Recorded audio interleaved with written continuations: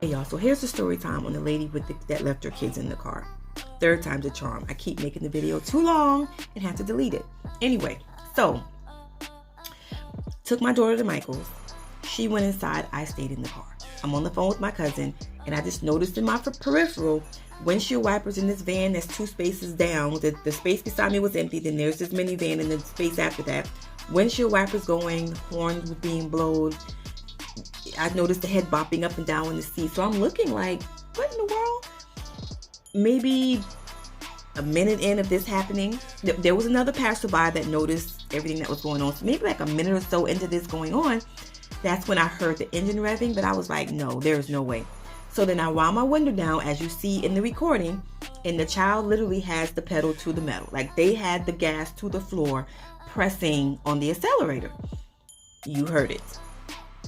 Not only were they pressing the accelerator, you could not see in the video, but they actually had the gear lever. They were pulling on it. They were pulling, like trying to get that car to drive. And I'm like, oh my gosh, like I gotta find out whose kid this is. So the lady that was walking by and another person, they're walking around like you can kind of see them in the video, but it probably looks like it was somebody that was in the van or that was trying to get in the van. No, these were people that were trying to figure out what was going on with the kids, with this kid. So I'm looking like, oh my gosh. So I stopped recording at a certain point and ran in the store because that was more important. And I told the cashier what was going on. I'm like, can you please make an announcement? We got to figure out who's driving this car.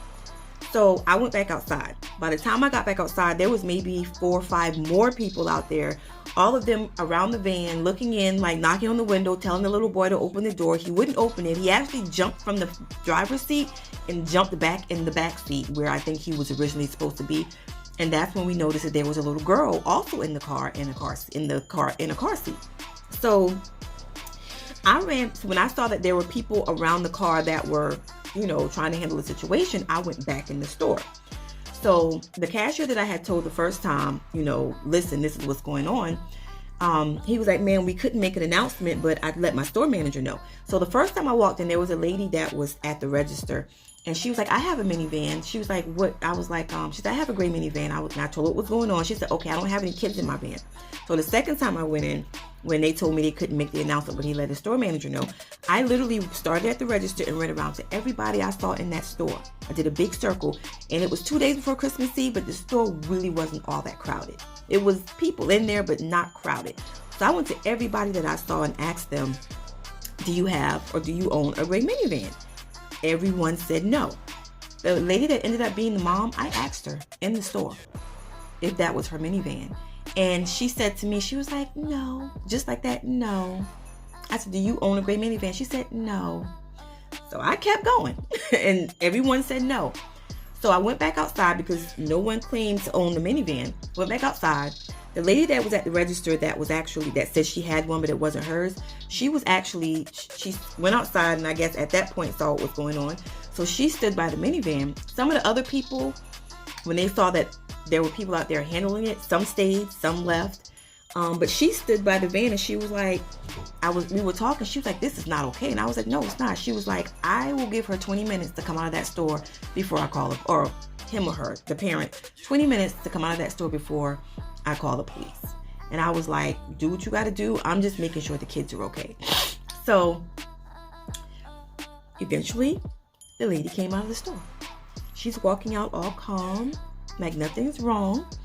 And she says, the lady that was standing by the car says, is this your car? And she was like, excuse me. She was like, is this your car? And she was really nice about it.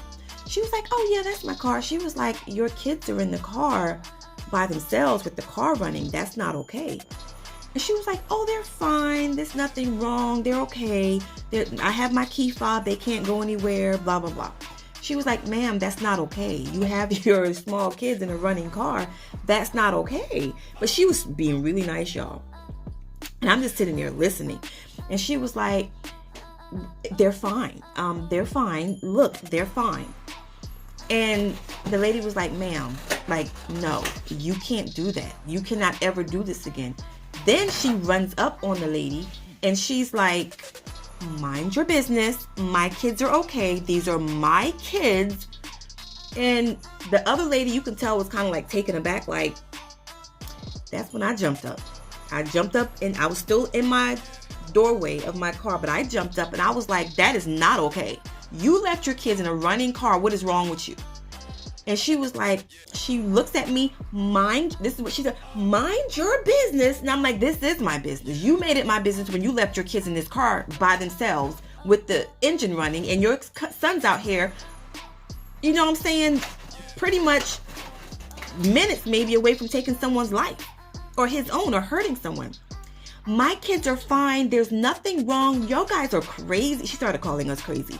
So the other lady was like, kind of like, no, this is not fine. So everyone started like, not everyone, but a good bit of the people out there started like chiming in like, are you serious? You cannot leave your kids in the car like that. So then she started getting defensive with everyone that was talking like, you guys are crazy. My kids are okay. And she was talking just like that, y'all. It was driving me nuts. So the other lady left. I think she didn't want the confrontation. She didn't want the intimidation, and she saw the cameras out. So she ended up leaving. So this lady is still like just going in on everybody.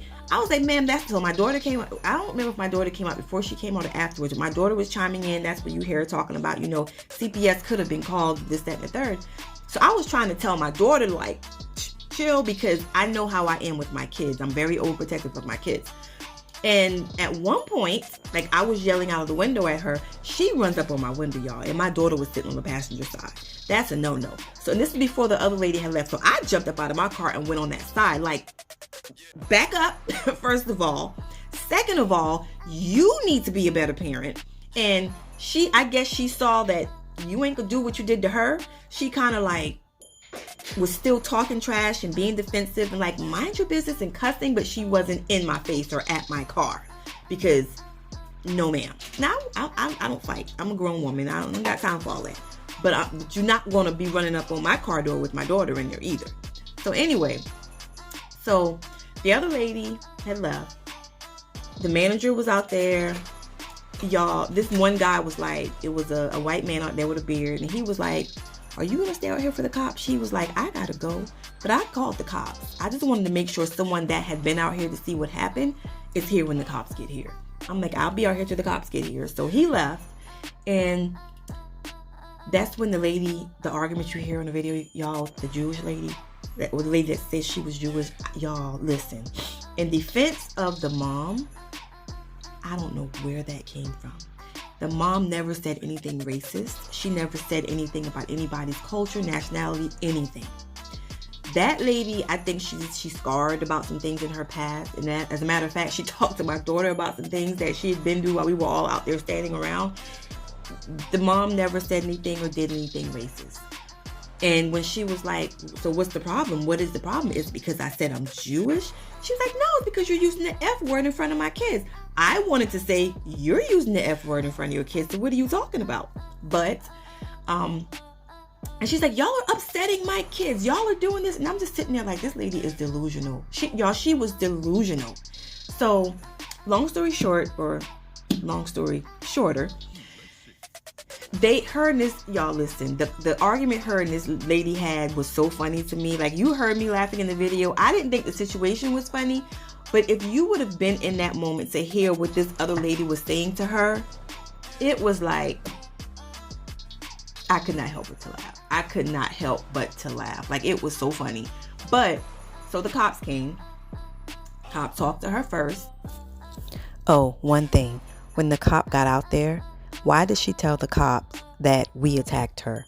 That she walked out of the store and we all just attacked her for no reason? Come to find out, I think I might have said this, 3 or 4 other people called the police. And you couldn't see everybody that was standing around in the video, but there was a lot of people standing around. There were people that saw what was going on that chose to stay in their car instead of getting out. And but they were recording. So the cop came, talked to her like, well, you know you can't leave your kids in a running car. And she's like, they're fine. They're like, y'all, she was not getting it. So she called her husband. The second cop that rolled up, I showed the second cop the video. The first cop hadn't seen the video yet. So when the second cop saw the video, he called the first cop over, showed the first cop the video, and he was like, oh my gosh. So he saw what the big commotion was about.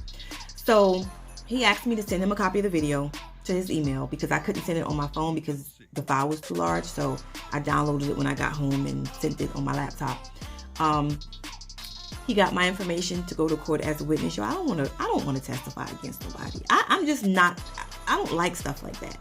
But in the moment, I had to jump into mommy mode and check this lady, like for real. So the lady's husband, we were out there for a while too. The lady's husband ended up coming out. The cop talked to him for a while.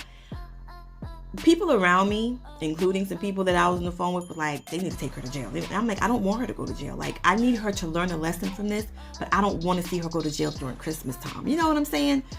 Take her to court, make her take parenting classes, do whatever, but don't take her to jail. So the cop talked to her husband for a while. Her husband ended up leaving. No, not her husband left. He talked to her husband. The cop ended up leaving. When the last clip in that video was her in the back of her minivan putting her coat on, I never really saw them. They were like stalling. So I don't know if they had to ride with her husband. I don't know if the kids were going to ride with the husband and she had to drive herself. But they were taking too long and I had things to do, so I left. So another thing was, the manager had told me that, I might have said this, that when they had he had his staff go around the store and ask everyone who it was. He said he had a feeling he knew it was because she's in there all the time. And they kind of, I guess, recognize what they drive. So if I'm not mistaken, I think they didn't ask her. They did not ask her if her kids were in the car.